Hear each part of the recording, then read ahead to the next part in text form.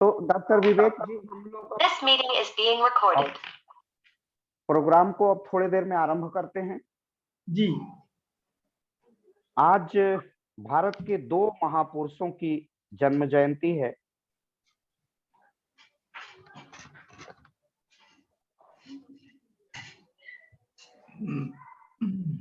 एक है महामना मदन मोहन मालवीय और दूसरे हैं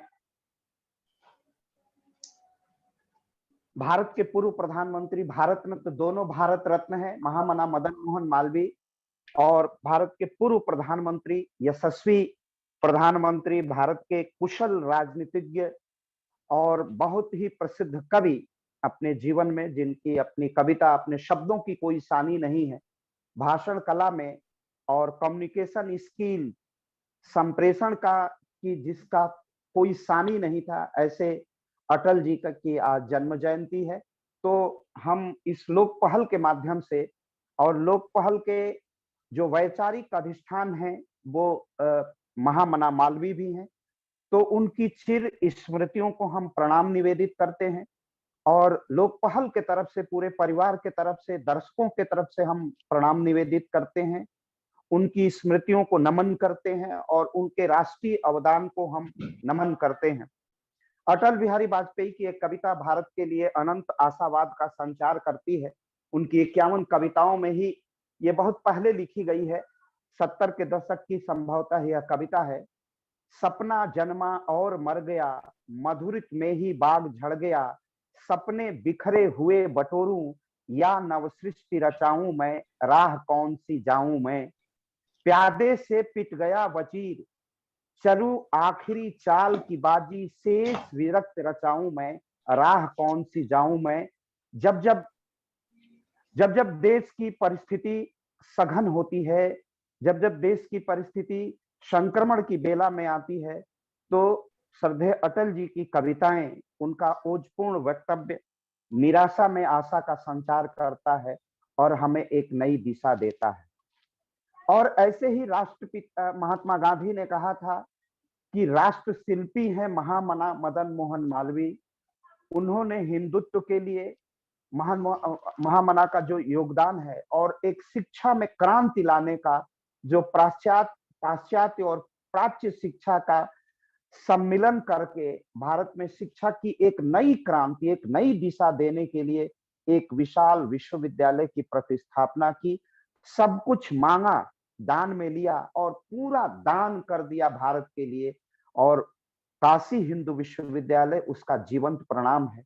इन दोनों महापुरुषों के स्मृतियों को लोक पहल परिवार के तरफ से स्मृति को नमन हम करते हैं, उनको हम अपनी श्रद्धांजलि देते हैं और लोक पहल परिवार या पूरा दर्शक परिवार यह आशा व्यक्त करता है कि महामना का वैचारिक अधिष्ठान और अटल बिहारी वाजपेयी जो भारत में दूसरा परमाणु परीक्षण करके राष्ट्र के स्वाभिमान को अटल कर दिया था, हम उसी मार्ग का अनुसरण करेंगे और भारत के स्वाभिमान को उसी प्रकार अक्षुण्य रखने का सद प्रयास करेंगे।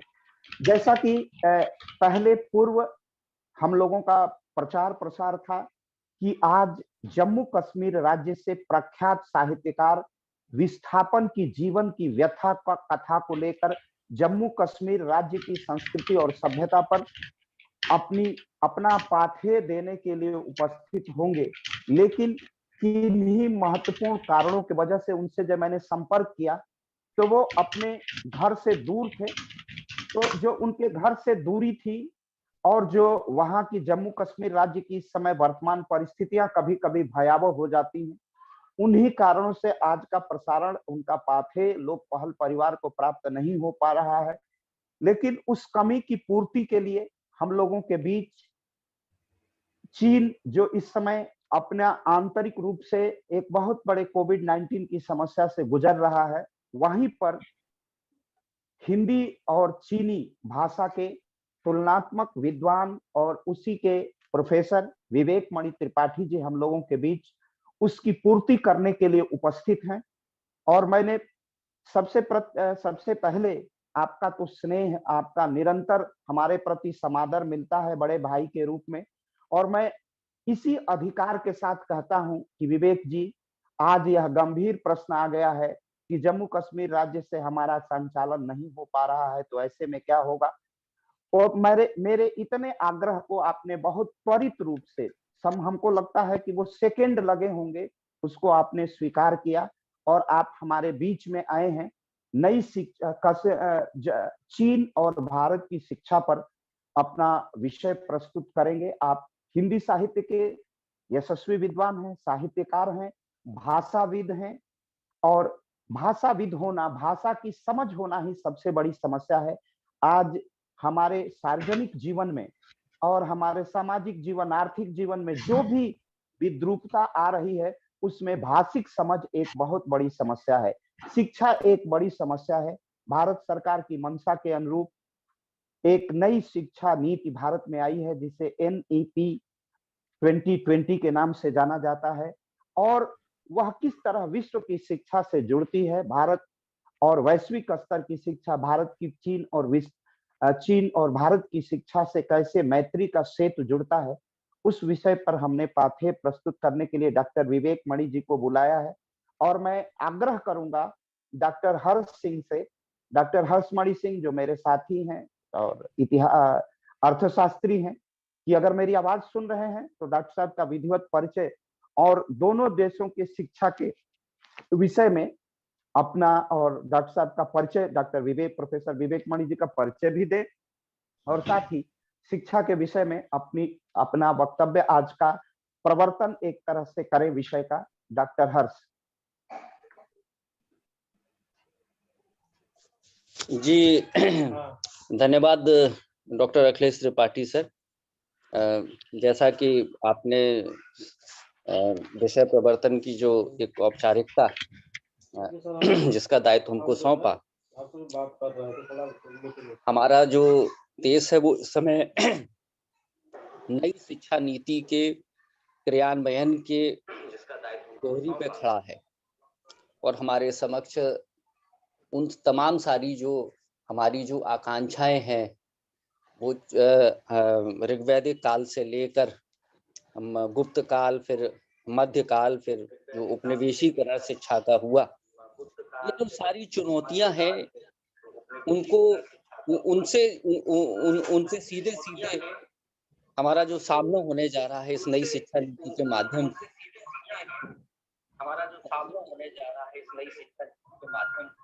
और हम इस बात को भी रेखांकित करना चाहते हैं कि जो इस शिक्षा व्यवस्था में जो एक शिक्षक है और जो एक छात्र है, और तीसरा है जो सबसे महत्वपूर्ण है, उसका अंग पाठ्यक्रम। तो शिक्षक, छात्र और पाठ्यक्रम की ये जो त्रिविमीय संरचना है, हम नई शिक्षा नीति में उसको किस तरीके से उस प्रारूप को किस तरीके से ले जाने के लिए हम कटिबद्ध हैं, हमारे सामने क्या चुनौतियां हैं। हम अगर थोड़ा सा भारत की जो ज्ञान परंपरा है, जो हमारी जो संस्कृति है, हमारी जो सभ्यता है, उससे पुष्पित और पल्लवित हुई शिक्षा व्यवस्था में उस ज्ञान को समाहित करते हुए अगर हम इस शिक्षा नीति में उन बातों को समाहित करें, तो निसंदेह हम आज के कालखंड में, जिस कालखंड पे भारत के समक्ष भारत को एक जिम्मेदारियां सौंपी गई हैं, भारत एक बड़ी अर्थव्यवस्था के रूप में उभर रहा है, $3 ट्रिलियन से ज्यादा की अर्थव्यवस्था को लेके आगे चल रहे हैं, G20 की मेजबानी हमारे हाथ में है। तो ऐसे समय में जो हमारे बीच जो शिक्षक, छात्र और पाठ्यक्रम की जो विसंगतियां हैं, उनको हम किस तरीके से दूर करेंगे। मैं बिल्कुल चाहूंगा कि जो आज के जो जिनका वक्तव्य हमें प्राप्त होना है, डॉक्टर विवेक मणि त्रिपाठी जी, तो चाइना के प्रतिष्ठित विश्वविद्यालय से संबंध है, उनका पाठ्य हमें प्राप्त होगा। डॉक्टर विवेक मणि त्रिपाठी जी संघ के बड़े दायित्वधारी हैं, और लोक पहल की जो उपज और लोक पहल के जो प्रत्येक रविवार को जो एक गोष्ठी आयोजित होती है, उसमें डॉक्टर विवेक मणि त्रिपाठी ने देश के बल्कि विदेशों से भी ऐसे अन्य विद्वानों को इस मंच पर बोलने और उनके योगदान को लोक पहल जिससे संबंधित हुआ, अतुलनीय योगदान है। निसंदेह आज हमें उनका पाथेय प्राप्त होगा। तो मैं बिना किसी विलंब के चाहूंगा कि डॉक्टर विवेक मणि त्रिपाठी जी इस विषय को उठाएं। डॉक्टर अखिलेश त्रिपाठी जी।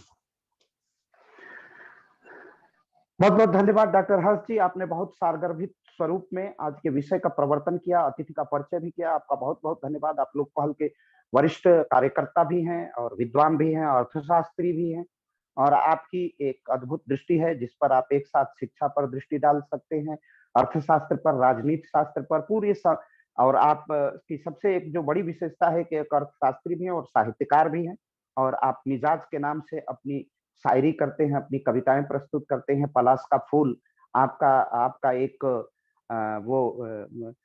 लघु उपन्यास है, और आपकी कुछ बात नहीं इश्क किया एक काव्य संग्रह है, इसके रूप में भी आप जाने जाते हैं। आपका बहुत बहुत धन्यवाद। और अब मैं चाहूंगा कि अपना पाथेय शिक्षा के विषय में दें। शिक्षा, भारत की शिक्षा और चीन की शिक्षा का जो किस तरह एक तुलनात्मक समीकरण स्थापित होता है, और आज डॉक्टर विवेक मणि जी के विषय का महत्व इसलिए बढ़ जाता है कि आज ही भारत के क्रांतिकारी शिक्षा क्षेत्र के अग्रदूत, भारत में शिक्षा की आधुनिक और प्राच्य शिक्षा का संगम करके शिक्षा को एक नए स्वरूप में प्रस्तुत करने का श्रेय जिस महनीय विद्वान को है, भारत के शिल्पी को है, पंडित मदन मोहन मालवीय जी की, उन्हीं की आज जन्म जयंती है। तो यह बहुत अद्भुत संयोग है कि हम उनको श्रद्धांजलि के रूप में एक और अद्भुत संयोग इसमें और जुड़ जाता है कि विवेक मणि जी की जो उच्च शिक्षा हुई है उसी विश्वविद्यालय के प्रांगण से हुई है। विशेष रूप से जो चीनी विषय में आपका अध्ययन और उच्च शिक्षा है, उस पर आपका अनुसंधान है, उस पर आपकी मास्टर डिग्री है, उस पर आपकी उस पर आपका जो थीसिस है, शोध कार्य हुआ है, वह आप बीएचयू से किए हैं। तो बीएचयू के पुत्र को काशी हिंदू विश्वविद्यालय के सरस्वती का पुत्र, महामना के बगिया का एक पुष्प, एक चेतना का स्वरूप, चेतना का बिंदु, और एक नवीन चेतना देने के लिए लगातार मदन मोहन मालवीय की, पंडित मदन मोहन मालवीय के महामना के उसी विशाल चैतन्य को झंकृत, जागृत और स्पंदित करने के लिए हम लोगों के बीच आज प्रोफेसर विवेक मणि त्रिपाठी जी हैं, जो अपना विषय रखेंगे। डॉक्टर विवेक जी। डॉक्टर विवेक जी, बहुत बहुत आभार सर। आदरणीय डॉक्टर अखिलेश त्रिपाठी जी, डॉक्टर हर्ष मणि सिंह जी एवं लोक पहल से जुड़े आज के हमारे सभी विद्वतजन, आप सभी को मेरा सादर नमस्कार। यह मेरा सौभाग्य है कि लोक पहल में मैं पुनः, मुझे डॉक्टर अखिलेश त्रिपाठी जी ने अवसर दिया आप लोगों से इसके लोक पहल के माध्यम से जुड़ने का, और आज यह विशेष सौभाग्य है कि आज शिक्षा व्यवस्था पर बोलूंगा, और उस दिन जिस दिन मालवीय जी का और अटल बिहारी वाजपेयी जी का जन्मदिन है। और चूंकि मैं 5 साल अपने जीवन के अपना बीए एमए बीएचयू से किया है, तो मालवीय जी की प्रति एक जो श्रद्धा है, मैं उसको शब्दों के माध्यम से नहीं बता सकता कि कितनी श्रद्धा है मालवीय जी के प्रति मेरी। मालवीय जी का शिक्षा व्यवस्था में कितना बड़ा योगदान है, यह हम बीएचयू को देख के कह सकते हैं कि जब देश आजादी की लड़ाई लड़ रहा था, तब उन्होंने इस बात को पहले ही जान लिया कि जब देश आजाद होगा तो यह देश आजाद होगा तो उसका भविष्य का निर्माण कैसे होगा, और देश का भविष्य के निर्माण शिक्षा व्यवस्था से ही हो सकता है। और इसको पहचानते हुए उन्होंने 1916 में ही बीएचयू की स्थापना कर दी। और आप समझिए कि आज उस समय बीएचयू की स्थापना के लिए मालवीय जी को लंदन जाना पड़ा, वहां से अनुमति लेनी पड़ी, संसद से पास हुआ, और तब उनके पास तो 1 भी रुपया नहीं था। उनके बारे में कहा भी जाता है कि सभी कहते हैं तुमको भिखारी, लेकिन कौन तुमसे बड़ा दानी? ना उनसे बड़ा कोई दानी है, ना उनसे बड़ा कोई भिखारी है, दोनों में से कोई उनसे बड़ा नहीं है। और उन्होंने भिक्षा लेकर उतने बड़ी विद्या की राजधानी की स्थापना की, और जहां पर प्राचीन और आधुनिक अर्वाचीन दोनों का संगम है।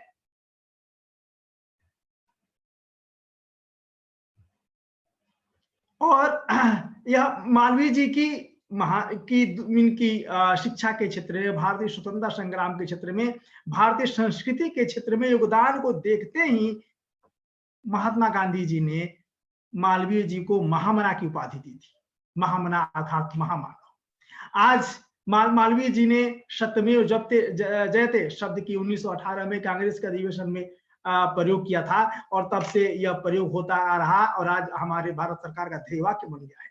मालवीय जी ने हरिद्वार की दून की पौड़ी में गंगा आरती की शुरुआत की, जो आज तक वह परंपरा चली आ रही है। तो शिक्षा के क्षेत्र में मालवीय जी का जो योगदान है, वह भारतवर्ष उसका हमेशा आजीवन ऋणी रहेगा। हमारे जो आज द्वितीय भारत माता के जो पुत्र हैं वाजपेयी जी, शिक्षा के प्रति इनकी कितनी लगती है समझिए कि 1946-47 में जब वाजपेयी जी डीएवी कॉलेज में लॉ में एडमिशन लेते हैं, कानून में डिग्री लेने के लिए, तो वे जिस छात्रावास में रहते थे, उनके रूम पार्टनर कौन थे? तो उनके पिताजी। वे और उनके पिताजी एक साथ डीएवी कॉलेज से एलएलबी किए। तो शिक्षा के लिए जो उनकी ललक थी वाजपेयी जी की, जो महामना की, तो यह हमें प्रेरित करती है। हमें पता था कि यदि हम भारत की, समृद्ध भारत की, सुदृढ़ भारत की, सशक्त भारत की नींव रखना चाहते हैं, तो वह शिक्षा के माध्यम से ही संभव है। और प्राचीन काल में भी देखें, प्राचीन हमारा जो तक्षशिला विश्वविद्यालय था, ईसा पूर्व 10वीं शताब्दी में था। जो हमारा नालंदा विश्वविद्यालय था, वह 10वीं शताब्दी में मुस्लिम आक्रमणकारी बख्तियार खिलजी ने उसको तहस नहस कर दिया। विक्रमशिला विश्वविद्यालय, उदंतपुरी विश्वविद्यालय, मतलब जब विश्व कुछ जानता भी नहीं था, तब हमारे यहाँ उत्कृष्ट विश्वविद्यालय थे। और आप देखें, जो विश्व की जो 4 महान सभ्यताएं हैं, उसमें रोम अपने सुंदरता के लिए प्रसिद्ध है, चीन अपने कौशल के लिए प्रसिद्ध था, लेकिन भारत किस लिए प्रसिद्ध था? हमारा भारत विश्व गुरु के लिए प्रसिद्ध था, विश्व गुरु के रूप में प्रसिद्ध था, अपने ज्ञान विज्ञान के लिए प्रसिद्ध था। और उसी ज्ञान विज्ञान के आधार पर हम पूरे विश्व के विश्व गुरु के पद पर आसीन थे, और हमने पूरे विश्व को सत्य का, प्रेम का जो संदेश दिया, वह आज भी जारी है। आज भी हम कोरोना काल को ही देख लें, भारत एक विश्व गुरु बनकर उभरा। कितने देशों को हमारे देश ने सहायता की, हमारे प्रधानमंत्री जी के नेतृत्व में। तो यहाँ पर क्या है कि जो हमारी प्राचीन काल में जो हमारी शिक्षा व्यवस्था थी, हमारी जो अर्थव्यवस्था थी, वो बहुत उच्च थी। हमारा समाज बहुत उच्च था। यदि हम धनी नहीं होते, यदि हमारी व्यवस्था अच्छी नहीं होती, तो क्या कारण था सिकंदर से लेकर तैमूर तक, अकबर से लेकर बाबर तक सभी यहीं पर आक्रमण करने आए? हमारी व्यवस्था बहुत अच्छी थी, हम उनसे बहुत धनी थे, तभी तो लगातार 10वीं शताब्दी से, ईसा पूर्व से 3री शताब्दी से ही विदेशी आक्रमणकारी लगातार भारत भूमि पर आक्रमण करते रहे, आते गए, लूटते गए। तो यहाँ पर मैं ये कहना चाहूंगा कि जो हमारी प्राचीन शिक्षा व्यवस्था थी, हम शिक्षा के माध्यम से विश्व गुरु के पद पर आसीन थे। और वर्तमान में एक उदाहरण दूंगा मैं आपको कि जब चीन का एक उदाहरण दूंगा, और वर्तमान में देखिए, अब वर्तमान के विश्व के जो 200 श्रेष्ठ विश्वविद्यालय हैं, उनमें भारत का एक भी विश्वविद्यालय नहीं है।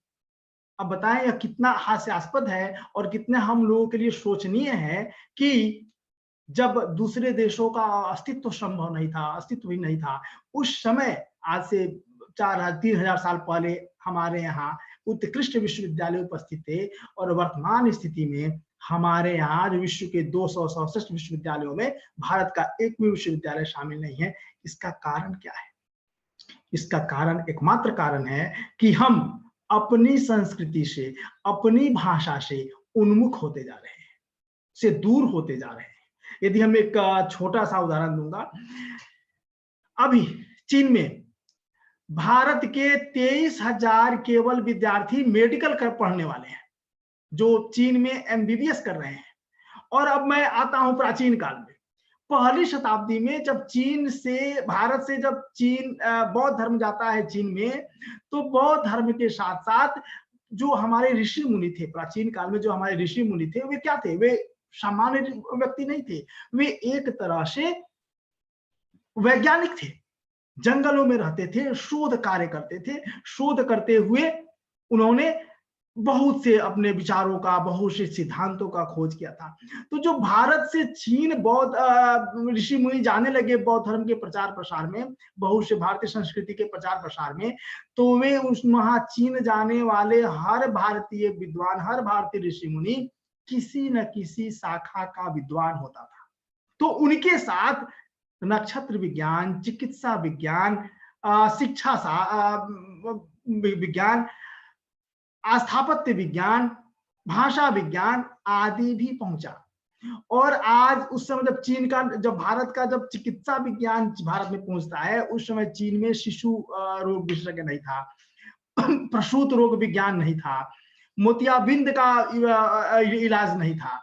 यह भारत से पहुंचता है और उसमें बहुत से चीनी कवियों ने कविताएं, सैकड़ों कविताएं लिखी हैं भारतीय डॉक्टरों की, भारतीय वैद्यों की प्रशंसा में, कि मेरी दृष्टि चली गई थी आंख की, और एक भारतीय साधु आता है और एक दवा देता है और एक सुई चुभोता है और मेरी आंखें ठीक हो जाती है। ऐसे सैकड़ों कविताएं हैं चीनी साहित्य में। तो बताएं कि हम जब आज से 2000 वर्ष पूर्व हमारी चिकित्सा व्यवस्था, हमारी चिकित्सा विज्ञान इतना समुन्नत था, इतना उन्नत था कि 5000 किलोमीटर की दूरी तय कर चीन जाता है और वहां के चिकित्सा विज्ञान को, वहां की संस्कृति को समृद्ध करता है।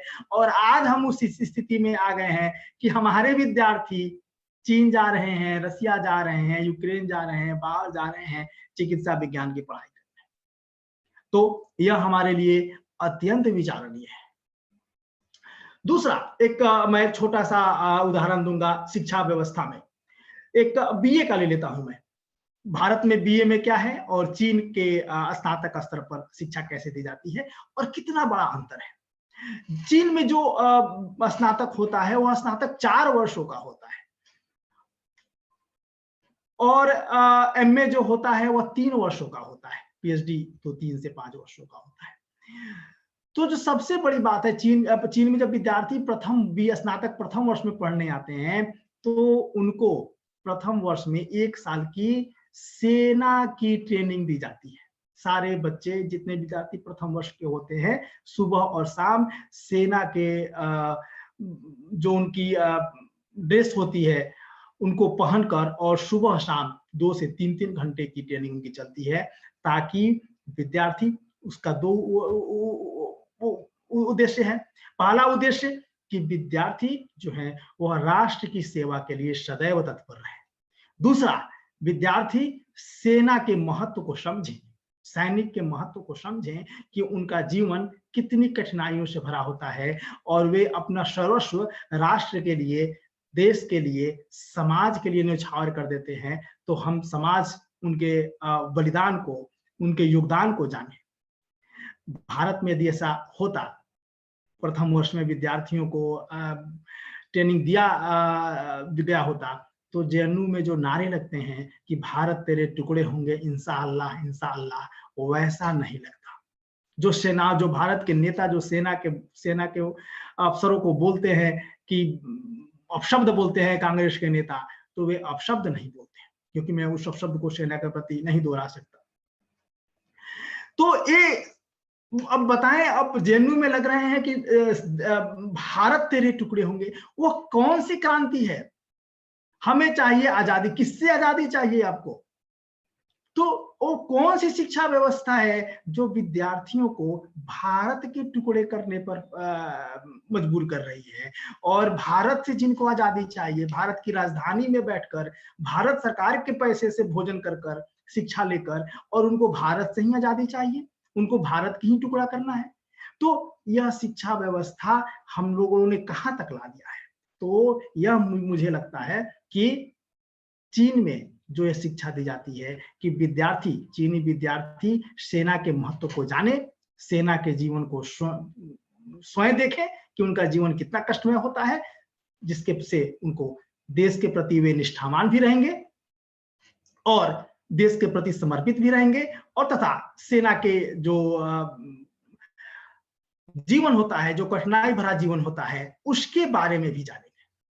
भारत में भी ऐसा होना चाहिए, लेकिन भारत में इसके होने के घाटे भी हैं, हानि भी है, क्योंकि भारत में तो आधे से जैसे अब तैयब जन्नू में जो लग रहे हैं टुकड़े होंगे, भात के टुकड़े होंगे, हम उन्हें सेना की ट्रेनिंग दे दें तो वे तो बड़े थोक स्तर पर नक्सली बन जाएंगे, आतंकवादी बन जाएंगे, क्योंकि उन्हें तो पूरी ट्रेनिंग मिली हुई है। तो उसका एक घाटा है भारत के परिप्रेक्ष्य में।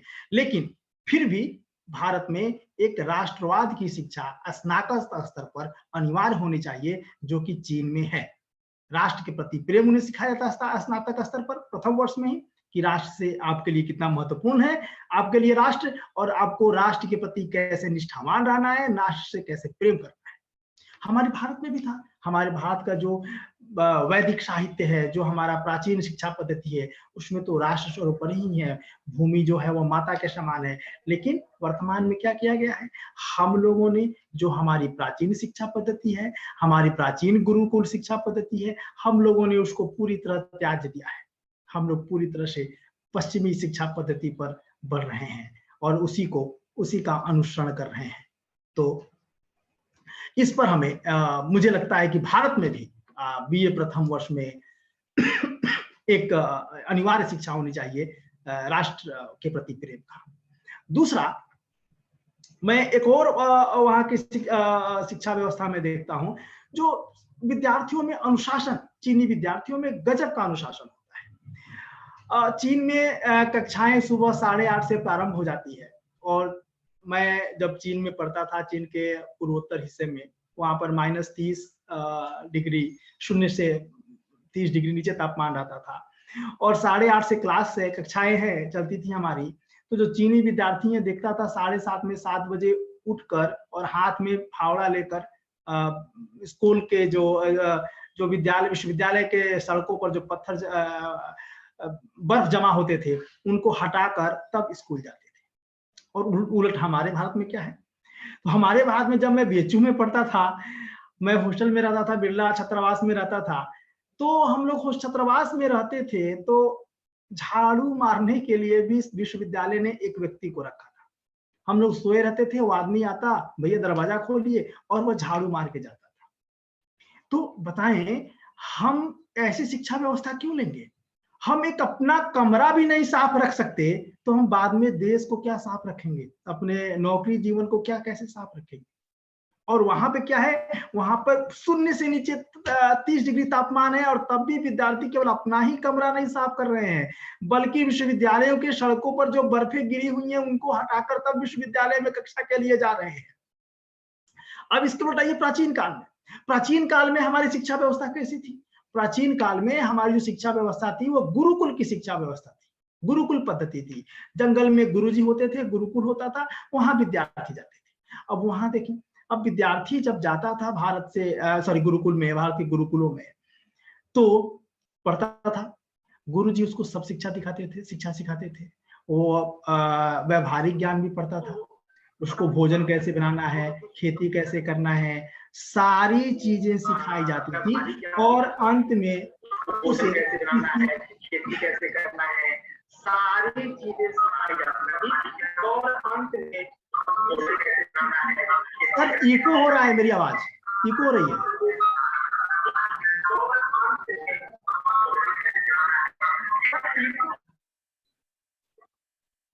जी, अब ठीक है। अब आवाज ठीक आ रही है अभिव्यक्ति? हाँ, जी।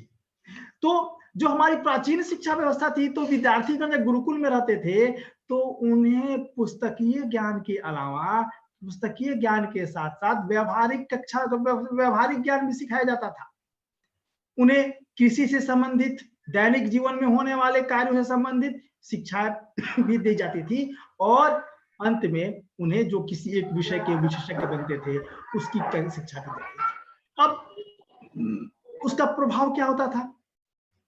उस गुरुकुल से निकलने वाले विद्यार्थी जब सामाजिक जीवन में प्रवेश करते थे तो उन्हें कोई परेशानी नहीं होती थी, क्योंकि गुरुकुल में तो वे हल भी चलाए होते थे, खेती भी किए होते थे, रूम की सफाई भी किए होते थे, भिक्षा मांगकर भोजन भी लाए होते थे और पढ़े भी होते थे।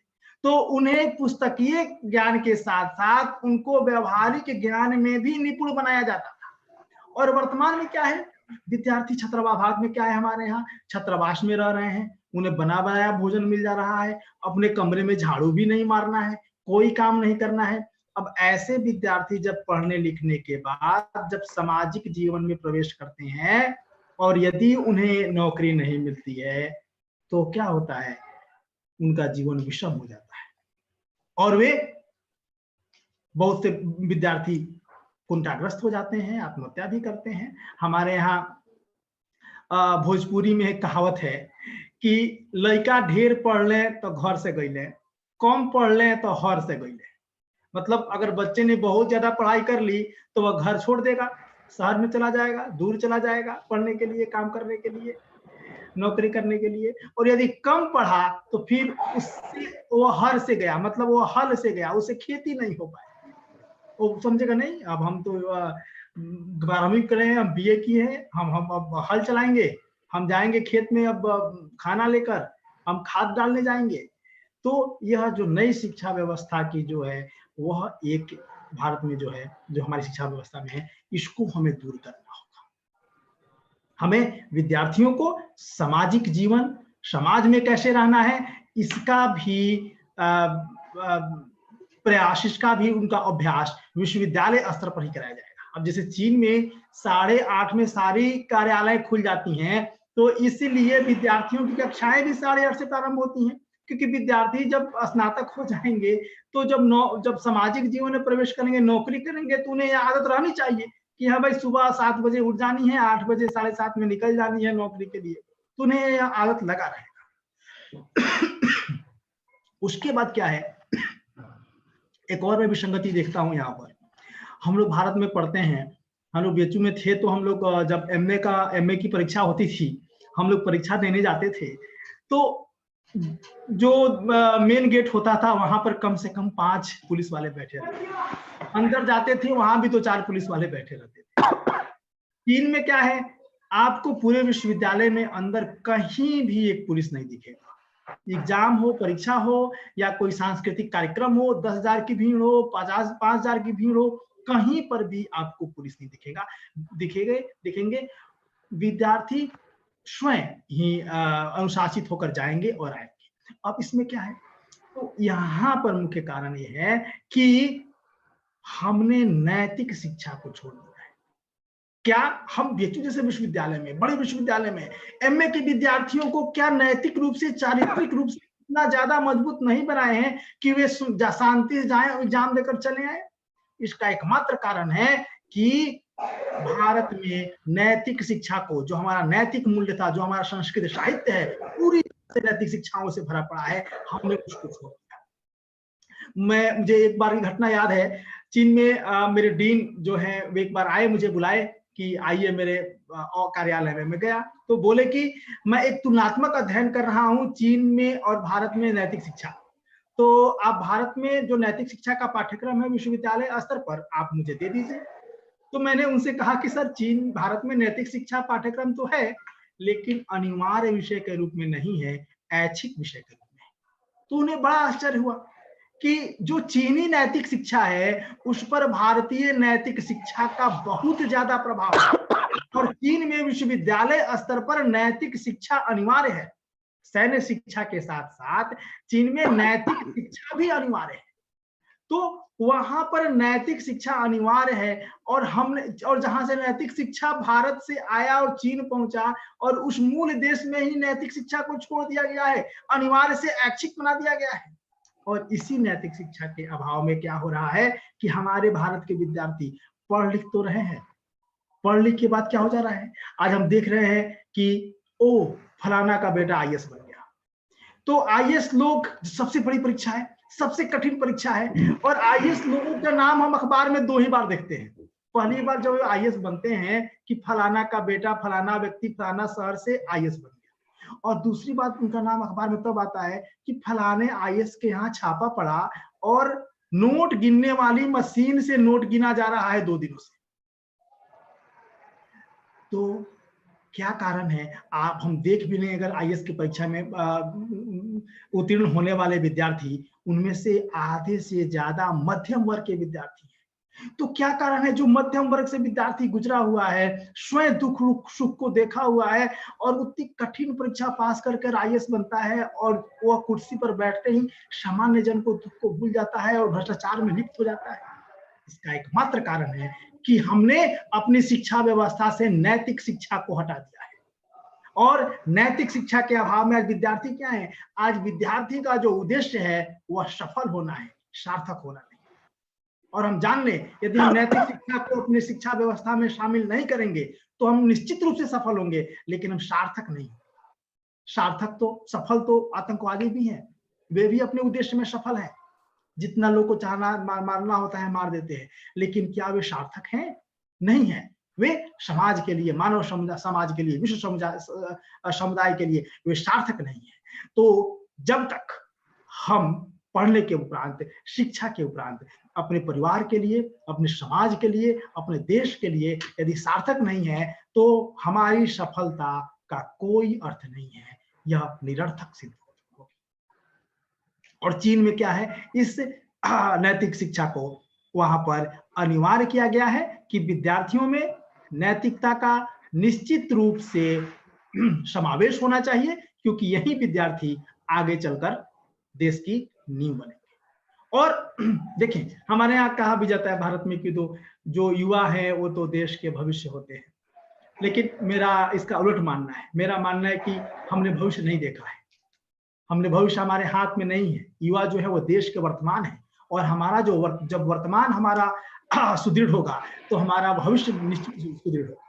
और भारतीय संस्कृति में, भारतीय परंपरा में भविष्य का कोई स्थान ही नहीं है। अब देखें, हमारे यहाँ 2 शब्द हैं, कल, आज और कल। किसी भी भाषा में देख लें, अंग्रेजी में है यस्टरडे, टुडे, टुमारो, लेकिन केवल हिंदी में ही, हमारी भारतीय संस्कृति में, हमारी हिंदी भाषा में ही कल, आने वाला कल और बीता हुआ कल दोनों के लिए एक ही शब्द है। क्यों? क्योंकि हमारे जो भारतीय ऋषि थे, हमारे भारतीय मनीषी थे, वे जानते थे कि न बीता हुआ कल, न भूत हमारे हाथ में है और न भविष्य हमारे हाथ में है। दोनों को हम नहीं सुधार सकते हैं। हमारे हाथ में केवल और केवल वर्तमान है, और हम इसी का प्रयोग कर सकते हैं, इसी को हम सुदृढ़ कर सकते हैं। इसलिए हमारे भारतीय मनीषियों ने बीते हुए भूतकाल के लिए और भविष्य काल के लिए एक ही शब्द रखा। हमारे लिए दोनों कल है, हमारे लिए दोनों अपरिवर्तनीय है, दोनों परिवर्तनशील नहीं है। हमारे लिए केवल और केवल वर्तमान है। तो युवा हमारे वर्तमान है, और हम इनको सुदृढ़ बनाएंगे, इनको संस्कारित बनाएंगे, तो हमारा जो शिक्षा व्यवस्था संस्कारित होगी। और जब स्नातक होकर निकलेंगे, सामाजिक जीवन में प्रवेश करेंगे, तो हमारा जो विकास होगा निश्चित रूप से तीव्र गति पर होगा, निश्चित रूप से सही दिशा में होगा। तो चीन की शिक्षा व्यवस्था में यह एक मुझे बहुत अच्छी चीज लगी कि राष्ट्रीय शिक्षा, राष्ट्रभक्ति शिक्षा के अलावा, सैनिक शिक्षा के अलावा नैतिक शिक्षा को भी अनिवार्य किया गया है। और चीन के, यहाँ पे हम विशेष ध्यान देना चाहूंगा कि चीन के नैतिक शिक्षा पर भारतीय नैतिक शिक्षा का प्रभाव बहुत ज्यादा है, बहुत ज्यादा। क्योंकि जब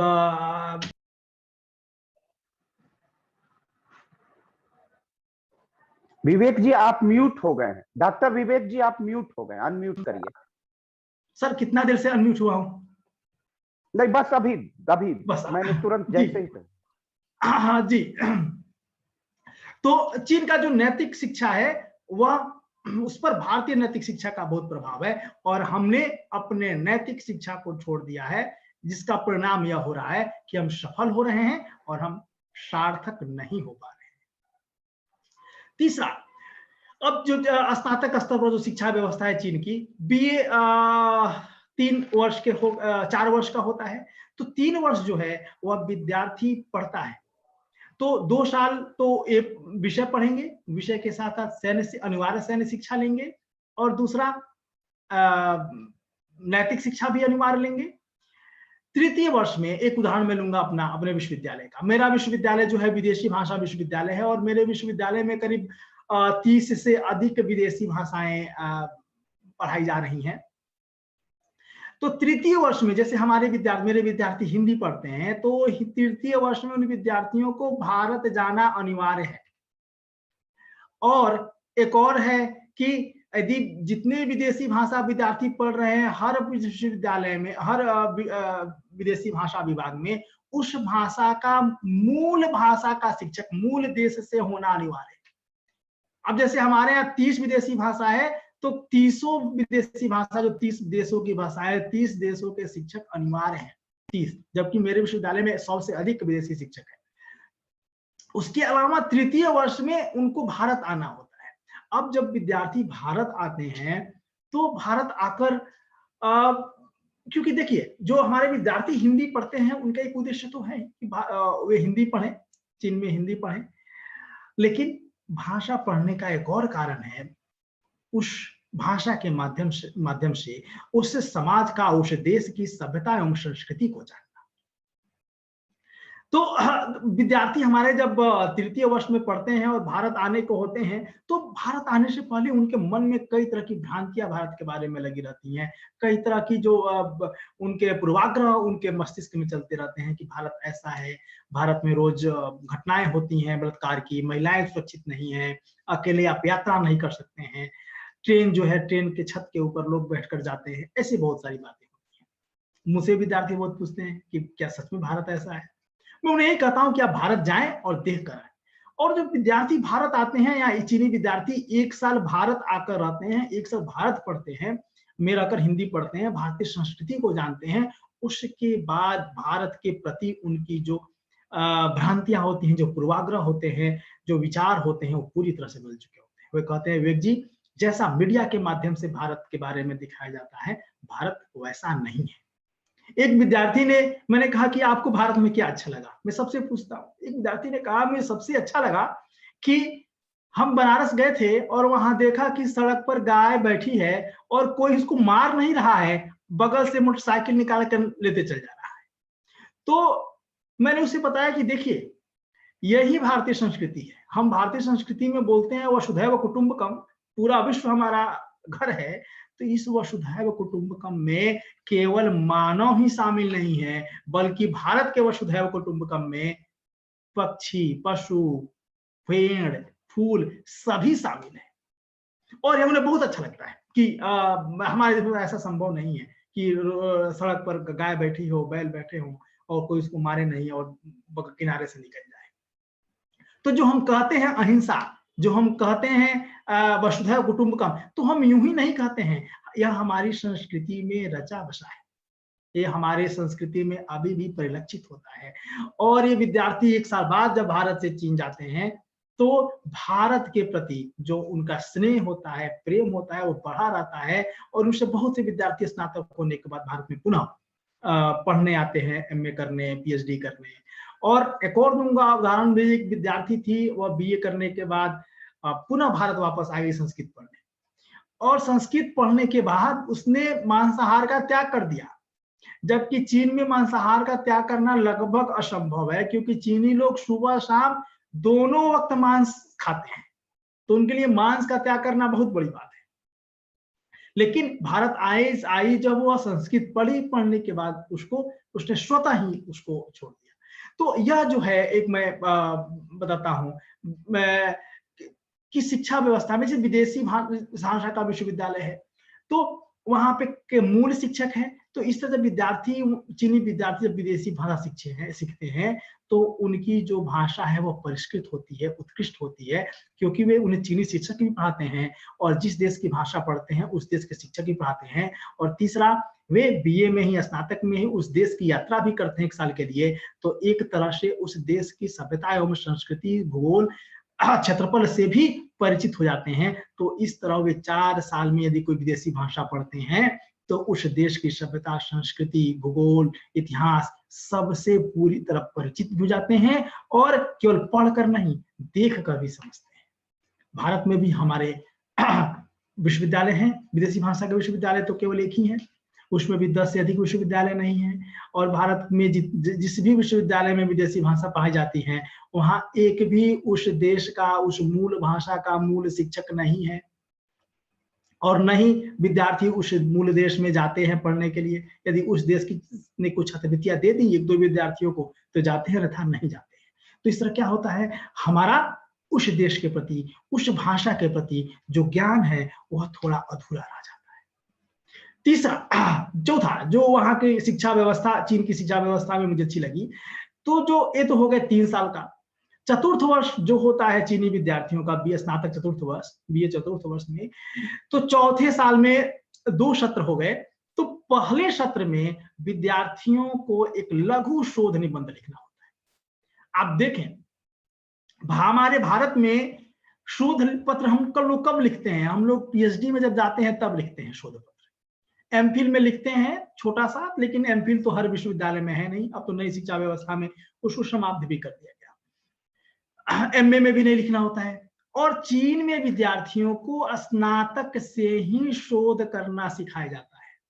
आप देखें, आज 21वीं सदी है और आज 21वीं सदी में बात हो रही है नॉलेज इकोनॉमी की, कि जिस देश का नॉलेज इकोनॉमी जितना बड़ा होगा वह देश उतना विकसित होगा, वह विकासशील से जल्दी विकसित हो जाएगा।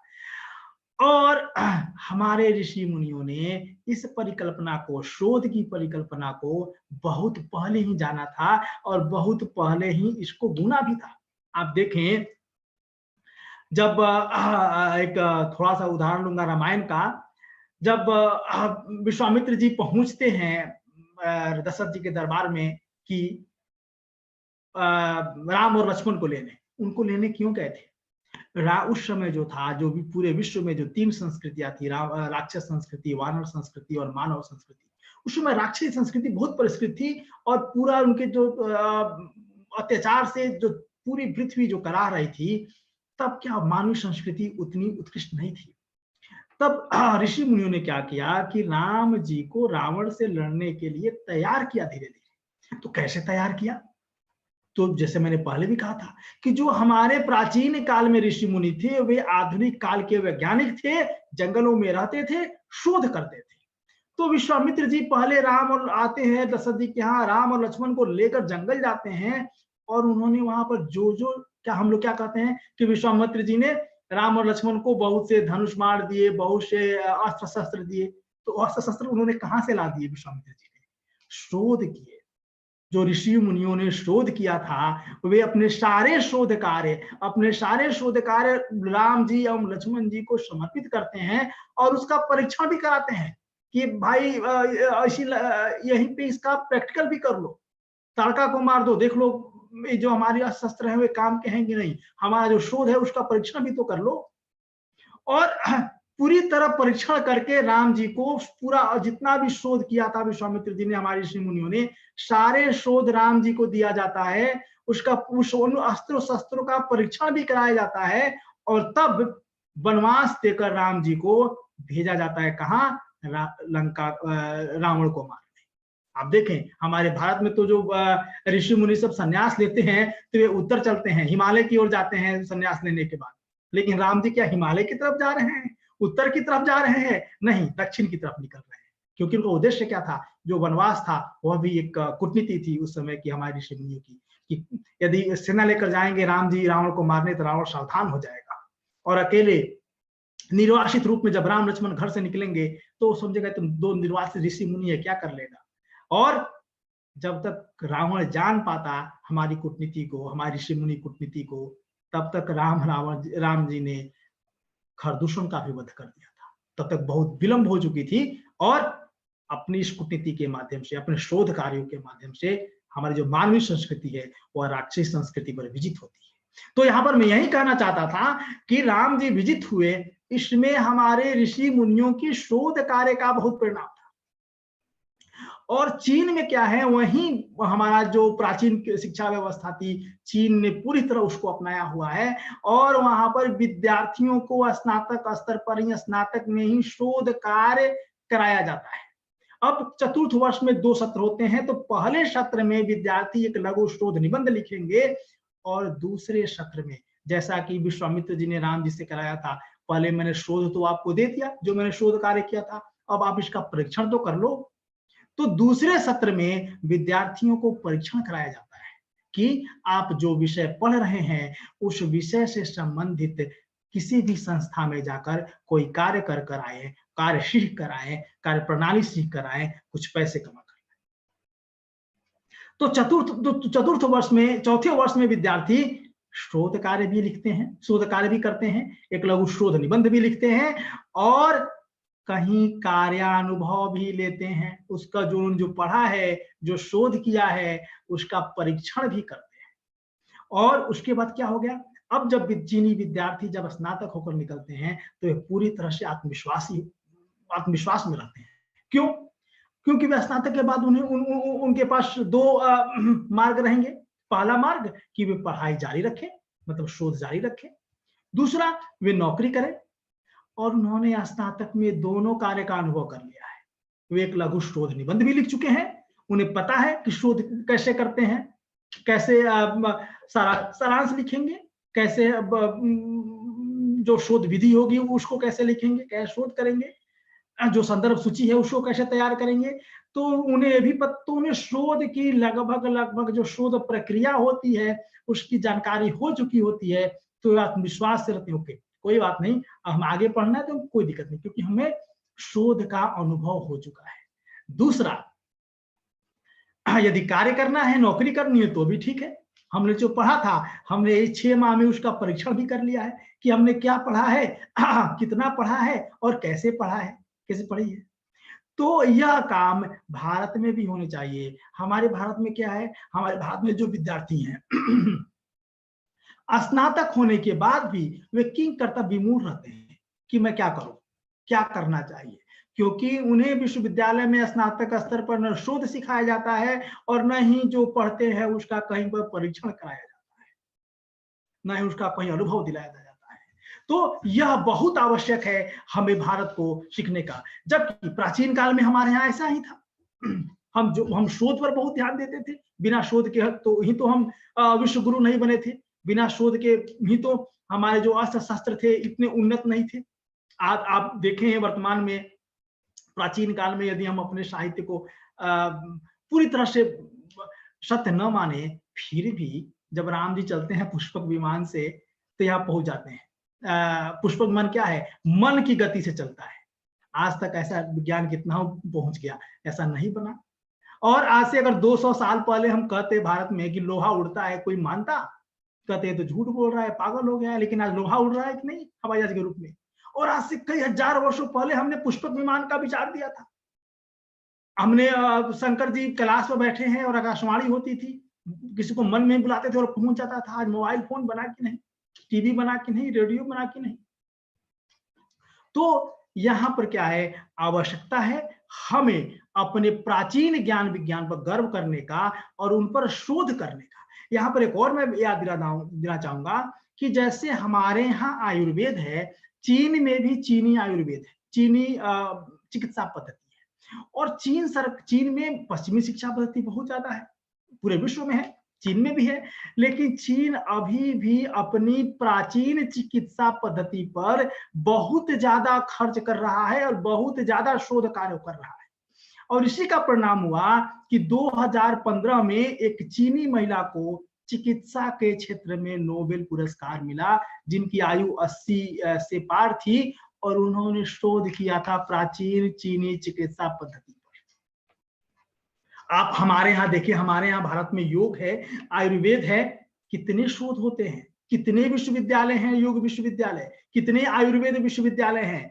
हम अपनी प्राचीन ज्ञान विज्ञान पर हम संकल्पित ही नहीं है, हम ध्यान ही नहीं दे रहे हैं, न उन्हें शोध की व्यवस्था कर रहे हैं। अब इसका कारण है, कारण तो वही है कि पहले मुस्लिम लुटेरे भारत पर शासन किए, भारत को लूटे, फिर अंग्रेज लुटेरे आए और उसके बाद से कांग्रेस सत्ता में आई, जिसको भारतीय संस्कृति से, भारतीय ज्ञान विज्ञान से कोई लेना देना नहीं था। अब मोदी जी के आने के बाद बहुत परिवर्तन हुए हैं। जैसे मोदी जी के आने के बाद विश्व में जहां जहां भारतीय दूतावास है वहां वहां एक भारतीय योग शिक्षक है, भारत सरकार उन्हें भेजती है योग के प्रचार प्रसार के लिए। योग पर अब धीरे धीरे शोध भी हो रहे हैं, आयुर्वेद पर भी शोध हो रहे हैं। तो आवश्यकता है हमारा, अब देख लें, अभी जो सबसे बड़ा उदाहरण है हमारी ज्ञान विज्ञान का, एक कोरोना काल में जहां पश्चिमी दवाइयां बेबस नजर आ रही थी, वहां पर हमारे जो आयुर्वेद के जो ज्ञान थे, आयुर्वेद की जो दवाइयां थी वे कितने लाभदायी हो रही थी।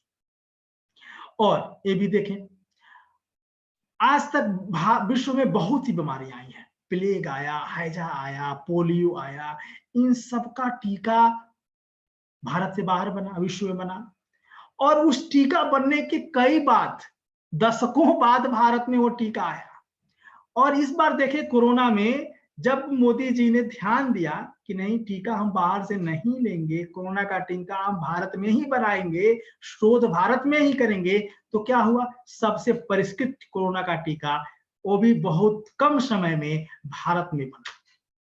तो कारण क्या है कि इसके पहले के जो सरकार थे वे शोध पर ध्यान नहीं देते थे, भारतीय ज्ञान विज्ञान पर शोध नहीं देते थे।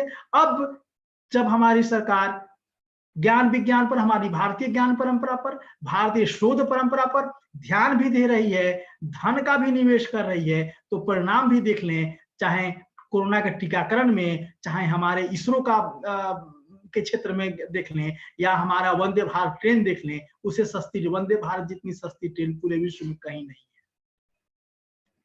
तो आज जब हमारे शोध पर ध्यान दिया जा रहा है तो उसका परिणाम भी निकल कर आ रहा है। तो कहने का तात्पर्य यह है कि चीन शोध पर बहुत अधिक खर्च करता है, हम भारत में शोध पर बहुत ज्यादा खर्च नहीं किया जाता है, पहली बात। दूसरी बात, चीन में स्नातक स्तर से ही शोध करना सिखाया जाता है, भारत में हमारे विद्यार्थियों को सीधे पीएचडी में शोध करना सिखाया जाता है, जो कि पर्याप्त नहीं है। यदि हमें पुनः विश्व गुरु बनना है तो हमें अपनी संस्कृति पर, हमें अपने प्राचीन ज्ञान विज्ञान पर, हमें अपने गुरुकुल शिक्षा पद्धति पर तो ध्यान देना ही होगा, साथ ही शोध पर ध्यान देना होगा, शोध पर निवेश करना होगा, तभी हम अन्य देशों का मुकाबला भी कर पाएंगे और स्वयं को विकासशील से विकसित राष्ट्र भी बना पाएंगे। और एक और मैं ध्यान देना चाहूंगा, चीन में एक संस्था है कन्फ्यूशियस संस्थान। कन्फ्यूशियस चीन के बहुत बड़े दार्शनिक थे, ईसा पूर्व 5वीं शताब्दी में हुए थे, भगवान बुद्ध से 10 वर्ष छोटे थे। तो उनके नाम पर चीन ने एक संस्थान बनाया है, कन्फ्यूशियस संस्थान। आज इस संस्थान की जो शाखाएं हैं विश्व के 100 से अधिक देशों में है। इसका उद्देश्य क्या है कि इस संस्थान के माध्यम से चीनी भाषा, चीनी सभ्यता, चीनी संस्कृति का प्रचार प्रसार कर। यह काम हम भारत भी कर सकते हैं। हमारे यहाँ तो आप देख ले, एक से एक दार्शनिक हुए हैं, श्री राम, श्री कृष्ण से लेकर महात्मा बुद्ध से लेकर और स्वामी विवेकानंद, गांधी जी तक। हमारे यहाँ तो विद्वानों की एक से एक, हर समय में, हर शतक में, हर सदी में एक कई दार्शनिक, महान दार्शनिक भारत भूमि पर अवतरित हुए हैं, और हमने पूरे विश्व को दार्शनिक का ज्ञान भी दिया, दर्शन का ज्ञान भी दिया है। तो हम भी अपने दर्शन का, अपने आयुर्वेद का, अपने योग का विश्व में बहुत ज्यादा प्रचार प्रसार कर सकते हैं। आप देखें, भारत में शायद अभी केंद्र सरकार द्वारा स्थापित योग विश्वविद्यालय शायद नहीं है, जहां तक मुझे पता है। होगा भी तो वर्तमान में, हाल ही में होगा, मोदी जी के समय में, पहले नहीं हुआ होगा। 2015 में जब मोदी जी चीन जाते हैं तो वहां के प्रधानमंत्री से कहते हैं कि एक भारत चीन योग विश्वविद्यालय की स्थापना की जानी चाहिए, और 2015 में ही चीन में भारत चीन योग विश्वविद्यालय की स्थापना हो भी जाती है। और आज चीन के 600 शहरों में योग केंद्र हैं, आयुर्वेद केंद्र हैं। किसी भी बड़े शहर में चल जाइए, आपको 20, 30, 50, 100 से अधिक ही योग केंद्र मिलेंगे। इतना ज्यादा प्रसिद्ध है चीन में योग। और ये तो मैंने केवल चीन का उदाहरण लिया, पूरे विश्व में तो योग, और इस वर्तमान युग, कोरोना काल में तो योग और आयुर्वेद की जो महत्व है वह और ज्यादा प्रासंगिक हुई है और ज्यादा लोकप्रिय हुई है। तो यहाँ पर जैसे चीन ने कन्फ्यूशियस संस्थान के माध्यम से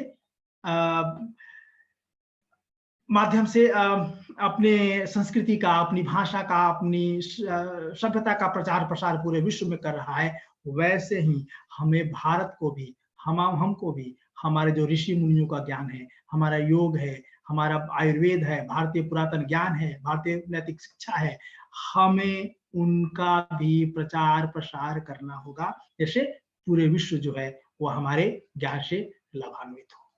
तो कुल मिलाकर मैं यही कहना चाहूंगा कि जो शिक्षा व्यवस्था, चीन का जो अभी शिक्षा व्यवस्था है वो बहुत अच्छी है और उसमें बहुत सारे तत्व हमारे प्राचीन भारतीय गुरुकुल प्रणाली से मिलते हैं।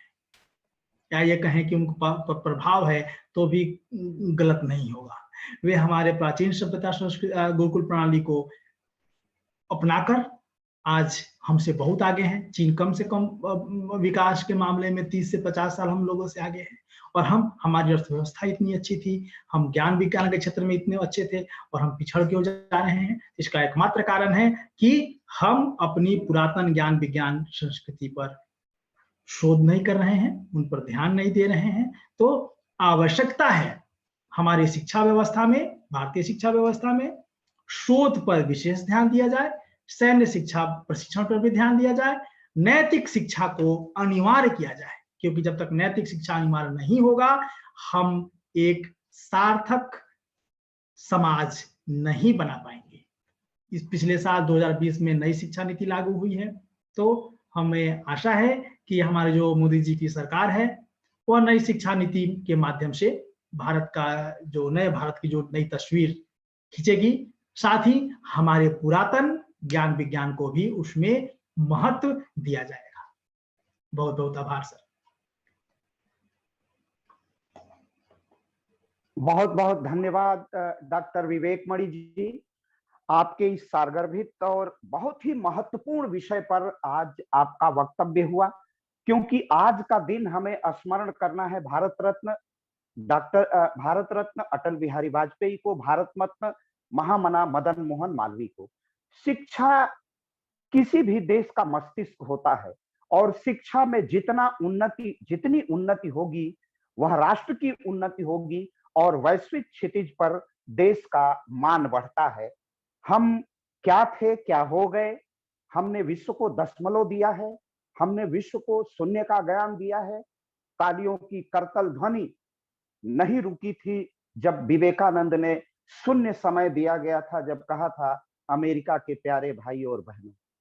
आज शिक्षा पर भारत और चीन की शिक्षा का तुलनात्मक अध्ययन आपने जो प्रस्तुत किया शिक्षा प्रणाली पर और उसका निष्कर्ष दिया, हमें शोध की ओर बढ़ना चाहिए। ये इंगित करता है कि प्राचीन भारत का शोध कितना यशस्वी था, कितना सुदीर्घ था और कितना दूर संवेदी और कल्याणकारी था। सैन्य शिक्षा होनी चाहिए, नैतिक शिक्षा होनी चाहिए और पुरातन ज्ञान का पुनरोदय और जागरण होना चाहिए। ये आपके सारगर्भित विज्ञान से निकला और आपके व्याख्यान का जो सबसे महत्वपूर्ण पक्ष था वह यह था कि शिक्षा ही सर्व का आधार है। हमारी समाज व्यवस्था, अर्थव्यवस्था और हमारी राष्ट्र नीति, राष्ट्रवाद, सबके जागरण का अगर कोई केंद्र है तो देश की शिक्षा पद्धति। और यही सब देख करके प्रखर राष्ट्रवादी मदन मोहन मालवीय ने शिक्षा की अलख जगाने का अनथक प्रयास किया था और काशी हिंदू विश्वविद्यालय उसी की जीवंतता का प्रतीक है, प्रतिबिंब है और प्रतीकवाद है कि अगर भारत के ऐसे महामना हो जाएं, और आज की सरकार उस दिशा में प्रयास कर रही है, लेकिन आपने उनकी विसंगतियों की तरफ भी संकेत किया कि आज भी भारत का कोई विश्वविद्यालय 1000 में भी विश्व के विश्वविद्यालयों में सम्मिलित नहीं हो पाया है। तो ये हमारी पराजय है और हमें उसे सुधारने का प्रयास करना चाहिए, क्योंकि विध्वंस होता है तो उसका विपरीत और विलोम सृजन होता है, तो सृजन को उसी दिशा की ओर लेके बढ़ना है। और दूसरा, आपने एक बात बहुत कायदे की कही, बहुत ही एक अनुपम उदाहरण प्रस्तुत किया कि चीन की एक विद्यार्थी भारत में संस्कृत पढ़ने के लिए आई और उसने मांसाहार का परित्याग कर दिया। यह संस्कृति और संस्कृत का चमत्कार था। अगर क्या हम भारत में इसी प्रकार का महत्वपूर्ण चमत्कारिक परिवर्तन करना चाहते हैं, कैरिस्मेटिक चेंजिंग चाहते हैं, तो क्या हमें संस्कृति और सभ्यता की जड़ों की ओर नहीं बढ़ना पड़ेगा? कभी रूसो ने कहा था प्रकृति की ओर लौट चलो, स्वामी दयानंद ने कहा था वेदों की ओर लौट चलो। तो आज का भी ये नारा होना चाहिए कि एक बार भारत को अपनी पुरानी परंपरा की ओर लौट चलना चाहिए, तभी राष्ट्र का उत्थान होगा। आपके इस सारगर्भित वक्तव्य के लिए आपका बहुत बहुत आभार।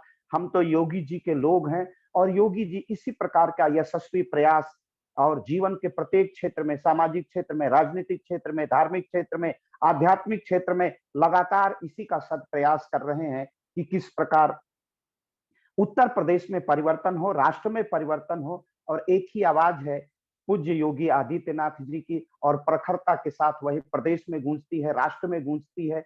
और यशस्वी प्रधानमंत्री योगी जी भी राष्ट्र निर्माण के धधकते अग्निकुंड में अपनी आहुतियां दे रहे हैं। महाराज जी अपनी आहुतियां दे रहे हैं। लोक पहल के यशस्वी हमारे संयोजक डॉक्टर बीके सिंह साहब, डॉक्टर आलोक चौहान, डॉक्टर संतोष सिंह, ये इनके नेतृत्व में लोक पहल लगातार अपने इन्हीं नूतन आयामों के स्पर्श करने के लिए, राष्ट्रवाद के जागरण के लिए, शिक्षा के जागरण के लिए, राष्ट्र के सर्वोत्कृष्ट उत्थान के लिए और विश्व गुरु बनने के लिए लगातार प्रयास कर रहा है। हमारे साथ एक संघ के वरिष्ठ स्वयंसेवक जुड़े हुए हैं जो शिक्षा मंडल में अपना महत्वपूर्ण भूमिका निभाते हैं, युवा हैं, और उनका अभी काशी हिंदू विश्वविद्यालय में बड़ा शिक्षा मंडल में यही खेल कूद योग आयाम के रूप में उनका दायित्व है। और वो बिहार के केंद्रीय विश्वविद्यालय बिहार से वो शोध कार्य कर रहे हैं। तो ऐसे हमारे शुभम जी हम लोगों के साथ जुड़े हुए हैं। मैं चाहूंगा कि एक स्वस्थ परंपरा है कि हम आज के अपने अतिथि के प्रति अपना धन्यवाद ज्ञापन करते हैं। मैं आमंत्रित कर रहा हूं शुभम जी। जी, मैं शुभम तिवारी, आज के मुख्य वक्ता डॉक्टर विवेक मणि त्रिपाठी जी का आभार ज्ञापन करने के लिए यहाँ उपस्थित हूँ। मैं अपने आपके आभार में मैं आपके इन विभिन्न जो आपने तुलनात्मक और आलोचनात्मक रूप से तथ्यों को दृष्टिपात किया है, मैं उन पहलुओं पे आपका भी धन्यवाद ज्ञापन करता हूँ, लोक पहल के मंच का भी धन्यवाद ज्ञापन करता हूँ। जैसे आपने विभिन्न पहलुओं को उद्धृत करते हुए आपने बोला कि भारत में मूलतः राष्ट्र शिक्षा, सैन्य शिक्षा, नैतिक शिक्षा और शोध शिक्षा, ये 4 ऐसे शिक्षाएं हैं जिनका आज के समय में कमियां हैं।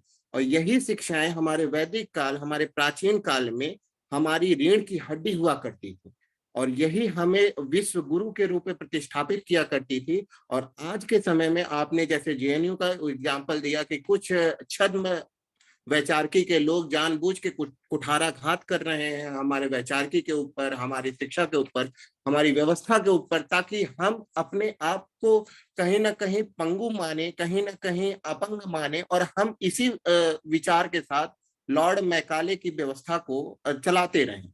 ये भी आपका विचार आज सुनने में काफी प्रासंगिक लगा। वहीं आपके एक वैचारिकी के तौर पर मैं ये भी आपको कहूंगा कि आप एक मसालची के तौर पे भी भारतीय संस्कृति को चीन में प्रतिस्थापित किए हैं, जहां आपने कहा कि भारतीय देश में आपके चीन से कुछ विद्यार्थी आए थे और वो बनारस में आए थे।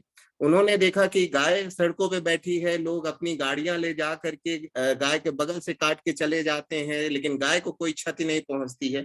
जहां आप ये बताते हैं कि हम भारतीय जो हैं वो वसुधैव कुटुंबकम को सिर्फ कहते नहीं, हम उसका अनुसरण करते हैं, हम अपने जीवन में उसको प्रासंगिक रूप से मानते हुए चलते हैं।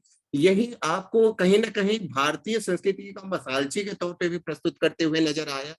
वहीं आपने एक उदाहरण में बताया कि रामायण में किस तरह से शोध का चरित्र चला है, किस तरीके से वाल्मीकि जी ने रामायण में राम जी को, लक्ष्मण जी को अपने गुरुकुल लेके गए, वहां पे उनको किस तरीके से शिक्षाएं दी, सैन्य शिक्षा दिया, किस तरीके से अस्त्र शस्त्रों का ज्ञान दिया। वो उस तरह का शोध दिखाता है कि किस तरीके से हमारे वैदिक काल में, हमारे प्राचीन काल में शोध की व्यवस्थाएं चली आ रही थी। लेकिन आज के आयामों में देखा जाए तो कहीं ना कहीं आपने फिर जब तुलनात्मक रूप से चीन की व्यवस्था को बताते हुए आपने बताया कि चीन में स्नातक स्तर पे ही शोध कार्य किया जाता है, वहीं भारतीय परंपरा में हमारे पीएचडी का लेवल या एमफिल का लेवल कहीं ना कहीं शोध का विषय माना जाता है, जिसकी गुणवत्ता, खासकर मैं तो सोशल साइंस का विद्यार्थी हूं, तो सोशल साइंस में गुणवत्ता और भी कम मानी जाती है। नेचुरल साइंस की गुणवत्ता तो एक बार फिर भी मान्य रखी जाती है। तो ये भी आपका कहीं ना कहीं प्रासंगिकता को दर्शाता है कि किस तरीके से अभी भी भारतीय शोध व्यवस्था, भारतीय संरचनात्मक शिक्षा व्यवस्था में कमियां हैं, उनको उद्धृत करता हुआ ये आपका ज्ञापन बहुत ही प्रासंगिक रहा। इस पर आपका दृष्टिपात बहुत प्रासंगिक रहा। इन सभी पहलुओं के साथ मैं आपका सादर आभार व्यक्त करता हूं लोक पहल के मंच से कि आपने हमें अपना यह मूलभूत और कीमती समय दिया। और मैं आशा करता हूं कि आपको जब भी लोक पहल के मंच से पुनः बुलाया जाएगा तो आपका कोई ना कोई नया व्याख्यान सुनने को मिलेगा। बहुत हाँ बहुत शुभम जी बहुत एक बात और जोड़ दूं, जो चीन में असिस्टेंट प्रोफेसर और एसोसिएट प्रोफेसर पीएचडी गाइड नहीं बन सकते हैं, केवल प्रोफेसर ही गाइड बन सकते हैं, क्योंकि वहां माना जाता है कि असिस्टेंट प्रोफेसर जिसको शोध का अनुभव नहीं है वो कैसे शोध कराएगा। हमारे भारत में असिस्टेंट प्रोफेसर पीएचडी करा सकते हैं जिनको पीएचडी किए खुद 1 साल 2 साल हुआ होता है, अभी उन्हें पढ़ाया ही नहीं है, अब वे शोध कराएंगे तो गुणवत्ता तो अंतर पड़ेगा ही। तो चीन में यह है कि प्रोफेसर ही केवल शोध कराएगा और हर 3 साल पर उस प्रोफेसर की पीएचडी गाइड की भी मूल्यांकन होगा। और एक और दूंगा मैं, और हम जैसे हिंदी मैं पढ़ाता हूँ अभी हिंदी हमारे विश्वविद्यालय भारतीय संस्कृति, तो हर सेमेस्टर में हर सत्र में परीक्षा के बाद मुझे 100 अंक मिलते हैं कि मैं विद्यार्थियों को 100 अंक में कितना अंक देता हूँ कि कक्षा में आते हैं कि नहीं, होमवर्क देते हैं कि नहीं। और यही 100 अंक विद्यार्थी को भी मिलते हैं और विद्यार्थी भी छात्र का मूल्यांकन करता है कि शिक्षक कक्षा में समय पर आए कि नहीं, हमारा गृह कार्य सही किए कि नहीं, ठीक से पढ़ाए कि नहीं। तो यह ज्यादा संतुलित है। दोनों एक दूसरे से डर रहे हैं, दोनों व्यवस्था से डर रहे हैं, और उसके बाद पूरे विश्वविद्यालय का शिक्षकों का एक मूल्यांकन का अंक निकाला जाएगा। यदि मेरा अंक उस विश्वविद्यालय का जो एक औसत अंक है उससे कम हुआ लगातार 3 साल तक, तो मुझे प्रणाम कर लिया जाएगा कि भाई आप जाए। तो इतनी ज्यादा पारदर्शिता है शोध कार्यों में भी और शिक्षा व्यवस्था में भी। हमारे यहाँ छात्र संघ का केवल महत्व ये होता है कि हम धरना दें और यही करें। तो इससे हमें बचना होगा, हमें ज्यादा पारदर्शिता लानी होगी और शोध पर तो ध्यान देना ही होगा। बहुत बहुत धन्यवाद डॉक्टर विवेक जी, और आज शुभम को भी बहुत बहुत आभार, धन्यवाद। और इस आभासी मंच को सजाने के लिए, इस तकनीकी मंच को सजाने के लिए आयुष जी त्यागी जो दिल्ली से संचालित करते हैं, उनका बहुत बहुत आभार। मैं आभार व्यक्त करता हूं लोक पहल के संयोजक डॉक्टर वीके सिंह साहब, लोक पहल के अन्य जो महत्वपूर्ण स्तंभ है डॉक्टर संतोष सिंह और डॉक्टर आलोक चौहान सर जो मेरठ अभियांत्रिकी इंस्टीट्यूट के निदेशक हैं, उनका धन्यवाद करता हूं। और सभी दर्शकों का धन्यवाद करता हूं। और आप क्वातांगो विश्वविद्यालय के आचार्य प्रोफेसर डॉक्टर विवेक मणि जी का विशेष धन्यवाद करता हूं कि आज अग्निशेखर सर को बोलना था और कश्मीर की ऐसी आज परिस्थितियां थी जिससे वो बोल नहीं सकते थे, और बिल्कुल वहां पर अभी भी थोड़ी सी विपरीत परिस्थितियां हैं। अगले अंक में उनको हम सुनेंगे। लोक पहल अनवरत अपनी यात्रा करता हुआ चलता रहता है और आगे की कड़ियां आप फिर एक अभिनव अनोखी प्रस्तुति देगा। इस सब के साथ सभी को बहुत बहुत धन्यवाद, बहुत बहुत आभार। और हम पूज्य योगी आदित्यनाथ जी के इस याज्ञिक अनुष्ठान को आगे बढ़ाते रहेंगे। इसलिए शुभम जी को और डॉक्टर विवेक मणि जी को हृदय से आभार, बहुत बहुत धन्यवाद। डॉक्टर हर्षमणि सिंह को धन्यवाद। हर्षमणि सिंह एक तेजस्वी अर्थशास्त्री हैं, उनको कभी भी आह्वान की, वो सोते भी रहते हैं तो अपने वक्तव्य को बड़ी सुंदर और सुव्यवस्थित ढंग से प्रस्तुत करते हैं। ऐसे डॉक्टर हर्षमणि भाई को भी बहुत बहुत धन्यवाद, बहुत बहुत आभार। और आयुष जी से मैं निवेदन करूंगा कि आज के कार्यक्रम को समापन करें। डॉक्टर आयुष जी।